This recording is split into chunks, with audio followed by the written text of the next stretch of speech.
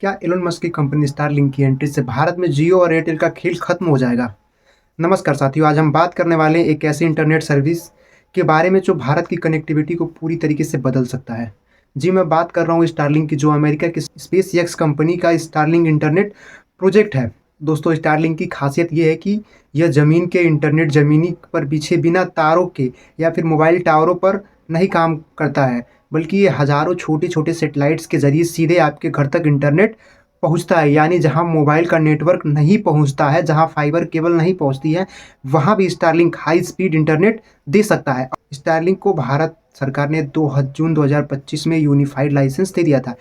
इसके बाद कंपनी 30 और 31 अक्टूबर को 2025 में मुंबई में अपना बड़ा डेमो भी दिखा दिया था। यानी स्थिति बिल्कुल साफ है कि स्टारलिंक भारत में अपनी सर्विसेज शुरू करने वाला है। सरकार का भी कहना है कि 2025 के अंत या 2026 के शुरुआत तक स्टारलिंक जो है वो भारत में पूरी तरीके से लगभग एक्टिव हो जाएगा।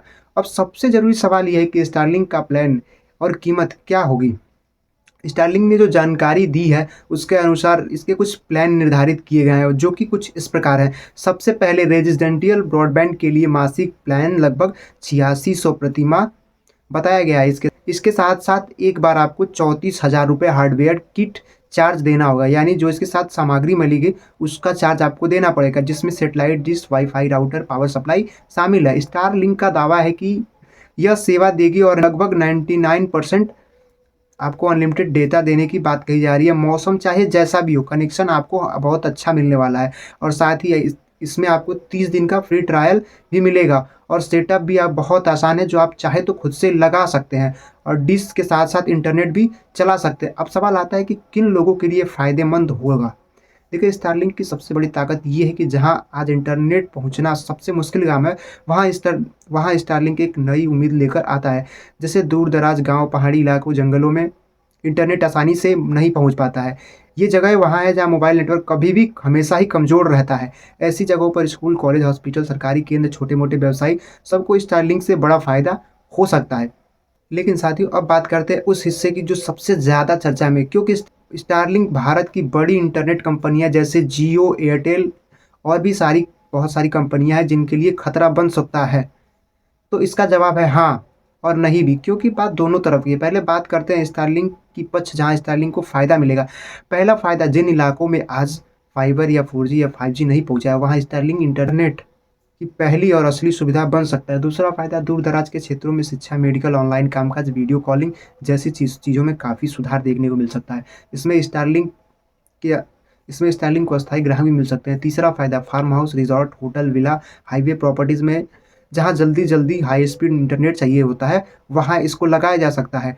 स्टारलिंक एक प्रीमियम सर्विस हमारे देश के लिए बन सकता है। लेकिन अब आता है महत्वपूर्ण हिस्सा, जो चुनौतियों से भरा हुआ है। स्टारलिंक के लिए भारत में सबसे बड़ा सवाल ये है कि इसकी कीमत बहुत ज़्यादा है, 8600 रुपये महीने और प्लस 34,000 रुपये आपको हार्डवेयर किट भी ले रहा है।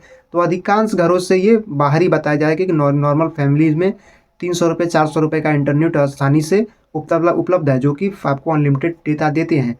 भारत में सबसे पहले बहुत ही सस्ते विकल्प ऑलरेडी मौजूद हैं, जैसे मोबाइल डेटा, 5G या फाइबर ब्रॉडबैंड। इसके सामने स्टारलिंक बहुत महंगा बताया जा रहा है, जो कि आम बजट से कहीं ज़्यादा है। और तीसरी चुनौती, सैटेलाइट डिश को खुले आसमान चाहिए होता है। भीड़ वाले शहरों में ये ऊंची इमारतों के बीच पेड़ों के नीचे कनेक्शन स्थिर रखना थोड़ा मुश्किल हो सकता है। और चौथी चुनौती, अगर भारत में फाइबर तेज़ी से फैलता रहा और 5G नेटवर्क मजबूत होता रहा, तो स्टारलिंक की मांग एक निश्चित सर्विस तक ही सीमित रह सकती है। अब मेरी साफ राय है कि स्टारलिंक भारत में सफल होगा, लेकिन हर घर में नहीं। एक प्रीमियम और ख़ास ज़रूरतों के लिए बनी हुई सेवा है, जो उन इलाकों के लिए वरदान है जहाँ इंटरनेट पहुँचना बहुत ही मुश्किल था। ये एक पारंपरिक इंटरनेट कंपनियों को रिप्लेस नहीं करेगा, बल्कि उन जगहों को कवर करेगा जहाँ वे इंटरनेट नहीं पहुँचा पाती हैं। अगर भविष्य में स्टारलिंक की कीमतें कम होती हैं, तो हो सकता है शायद स्टारलिंक की कनेक्टिविटी और रोशनी बहुत तेज़ी से बढ़े, जो कि भारत के गांव-गांव में डिजिटल इंडिया को सपनों को पूरा कर सकती है। दोस्तों, मैं उम्मीद करता हूं कि आपको ये साफ तरीके से समझ आ गया होगा, क्योंकि स्टारलिंक भारत के लिए कितना उपयोगी होने वाला है, ये हमारे लिए बहुत ज़रूरी है और कहाँ पे ये गेम चेंजर हो सकता है।